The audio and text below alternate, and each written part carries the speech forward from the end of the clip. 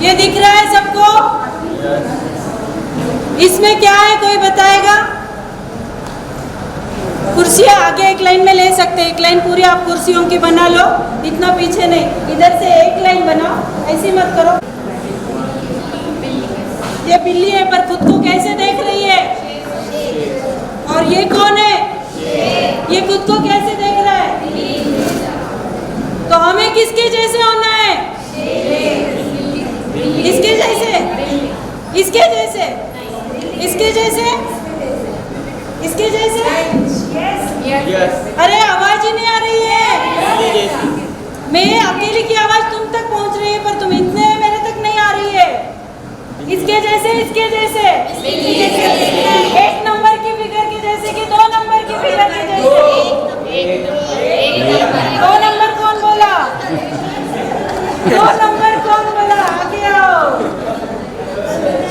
तो जीवन में यह चीज हमें सिखाती है कि हमारे अंदर क्या है, हम क्या है, यह जरूरी है। हमें कौन क्या बोल रहा है यह बिल्कुल जरूरी नहीं है। और हम न कि ये शेर होकर भी बिगी बिल्ली, अरे मेरे अंदर सब कुछ है पर नहीं, कोई कुछ बोलेगा मैं कैसे जाऊँ, मैं कैसे कर सकता हूँ, मैं नहीं कर सकता। ये जो भाव है इसे हमें खत्म करना है। हम कर सकते हैं, इसीलिए रोज सुबह उठने के बाद हमारे प्रतिभाओं को याद करना है। क्या क्या आज है, आप लोग घर जाके आपने डायरी पेन तो कर रखा है, पहला दिन है, अब इसमें जाके मुझ में क्या क्या अच्छाइयाँ है इसका आप लोग घर जाके उसको लिखेंगे, लिखेंगे ना? वैसे ही अभी मैंने पहले ही बताया है कि यह कथा चल रही है हनुमान जी की। तो इस कथा में हनुमान जी की कथा, इसके में छोटा सा आपको, आप बड़े हो लेकिन अभी आप बच्चे हैं, इस प्रकार मैं आपके साथ बात कर रही हूँ। हनुमान का जागरण करना पड़ा था। हनुमान जी का जन्म एक श्रेष्ठ कार्य के लिए हुआ था। उन्हें सारे देवताओं ने वरदान दिया था कि इंद्र ने कहा था मेरे वज्र से कुछ नहीं होगा, क्योंकि एक बार उनको वज्र लग चुका था। यम ने कहा था यमदंड से कुछ नहीं होगा। सूर्य ने कहा था मेरा शतांश तेज तुम में रहेगा। ऐसे सारे वरुण देव ने, अग्निदेव ने, सभी देवताओं ने उन्हें वरदान दिए थे। क्यों दिए थे? क्योंकि देवताओं को पता था कि हनुमान जी का जन्म किस कार्य के लिए हुआ है, तो उनको इन शक्तियों की आवश्यकता अवश्य पड़ेगी। लेकिन वो तो थे आप लोगों जैसे नन्हे बालक, तो उन्होंने उत्पात मचाना शुरू कर दिया। सारे ऋषि मुनियों को, किसी की दाढ़ी खींचो, किसी को कुछ, किसी को कुछ, ऐसा उत्पात मनाना शुरू कर दिया। तो ऋषि मुनियों ने गुस्से में आके उन्हें शाप दे दिया। तो वो शाप दिया, ऋषियों को पता था कि इनका जन्म एक अच्छे कार्य के लिए हुआ है, लेकिन उन्होंने यह शाप इसलिए दिया कि वह कार्य भी हो और इनके शक्तियों का गलत उपयोग भी न हो। तो जब तुम्हारे शक्तियों की जरूरत रहेगी तब तुम्हें कोई अगर तुम्हारी शक्तियों को याद दिलाएगा तो तुम्हारा वह काम सिद्ध हो जाएगा और सारी शक्तियां तुम्हें याद आएगी। तो वह हनुमंत जागरण जो तब किया था वो भी हर एक व्यक्ति के लिए आवश्यक है। हमारे हर व्यक्ति के लिए हनुमंत जागरण हमें खुद करना है, हमें किसी आदमी की जरूरत नहीं है। हमें खुद रोज आईना देखना है और खुद को ऐसे प्रेजेंट करना है, खुद को खुद के सामने। क्योंकि अगर हम खुद को खुद के सामने ही नहीं प्रेजेंट कर सके तो लोगों के सामने क्या प्रेजेंट करेंगे? तो यह इसलिए, तो इसके लिए मैं छोटा सा मेरा एक अनुभव आज आप लोगों से शेयर करती हूँ। थोड़ा पर्सनल है पर गीता परिवार के कार्य से रिलेटेड है। मेरी शादी हुई थी 91 में और 92 में, लगभग 92 आखिरी में, तो मुझे एक छोटी सी बच्ची भी थी। और तभी मुझे पता चला कि संगमनेर में उनका लोकल प्रशिक्षण वर्ग हो रहा है गीता परिवार का, और वहां पर मेरी मौसेरी बहन रहती है बलोट के यहाँ पे। तो मैंने सोचा कि चलो मैं शिविर लूँ ना लूँ, पर यह बच्चों के लिए ठीक है तो मैं मेरी बच्ची को सिखा सकती हूँ ना, तो मैं चली जाती हूँ। तो मैं वहाँ गई 3 दिन के लिए। एकदम छोटी बच्ची थी, साल भर की भी नहीं होगी, तो उसे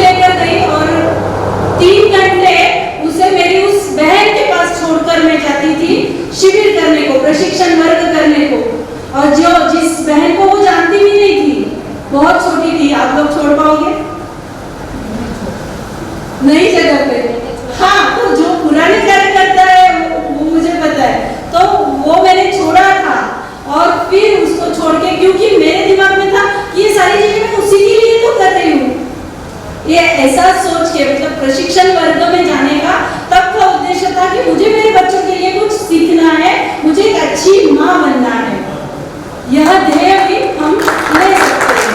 तो इस प्रकार यह प्रशिक्षण वर्ग से मुझे भी लगता है कि आप लोग भी कुछ न कुछ जरूर साथ में लेके जाओगे और खुद को बिल्कुल उस लायक कर पाओगे। तो उसके लिए जो करना है, जो करना चाहिए, ये सारी चीजें हमें यहाँ सीखना है। तो तब मैं कर चुकी, वहां पे संकल्प हुआ और संकल्प होते ही बस बचपन से गुरुदेव को जानती थी, गुरुदेव को देखा हुआ है। 10वीं कक्षा में थी तो मेरे मामा जी के यहाँ कथा थी, सुबह 6 बजे की चाय कविता लाएगी तभी पीऊंगा। तो ऐसा था, इसलिए तब से जब मुझे वो जानते थे और मनाजे श्लोक क्या होते हैं, उसका क्या फायदा है, वो रोज पढ़ना चाहिए, ये उन्होंने शिक्षा तब दी थी। तब से लेके आज तक मुझे वो आदत है कि मनाजे श्लोक बोलना ही है और हर शिविर में सिखाना है, उसके एक अलग फायदे हैं। तो हमने सीखा कि हमने हमारा मनोबल कैसे बढ़ाना है और इसी सेशन में हम यह भी देख रहे हैं कि हमें हमारे साथ हमारे साथी का मनोबल भी कैसे बढ़ाना है। इस चित्र में आपको क्या दिख रहा है? वो सन की ओर देख रहा है, सूरज की ओर, और दूसरा एक दूसरे की ओर देख रहा है। दूसरा चित्र एक दूसरे की ओर देख रहा है। इसके बारे में मैं आप लोगों को कुछ बताना चाहती हूँ। जो सेशन मैंने मनोबल कैसे बढ़ाए और दूसरों का भी आत्मविश्वास हम कैसे बढ़ाए, इसके लिए यह है। तो इसको इंग्लिश में कुछ लिखा है, be like a sunflower, sunflower के जैसे बनो। व्हेन सनफ्लावर जब सूर्य की ओर देखता है तो वो सूर्य से प्रकाश लेता है, रोशनी लेता है, तेज लेता है, ठीक है। लेकिन इसके अपोजिट जब बरसात के सीजन है, बरसात के दिन आ चुके हैं, तो 3-4 दिन सूरज निकले ही नहीं है, दिखे ही नहीं है, तब क्या करेंगे ये सूर्यफूल क्या करेंगे? पता है किसी को? नहीं ना, मुरझा जाएंगे। कहीं से आवाज आई है, मुरझा जाएंगे और एक दूसरे के पास देख के खुश होते। बस, बहुत अच्छे। देखो अपने इसमें भी एक मेधावी बच्चा है, आपको देखते हुए खुश हो गई, तो उसके लिए हम लोग तालियां बजाएंगे। तो मैं इसमें से मुझे एक ही बताना है कि और थोड़ा सा अलग भाषा में बताती हूँ। जब सूरज नहीं दिख रहा है, रोशनी नहीं है, पर क्या करें? रोशनी तो चाहिए, तेज तो चाहिए।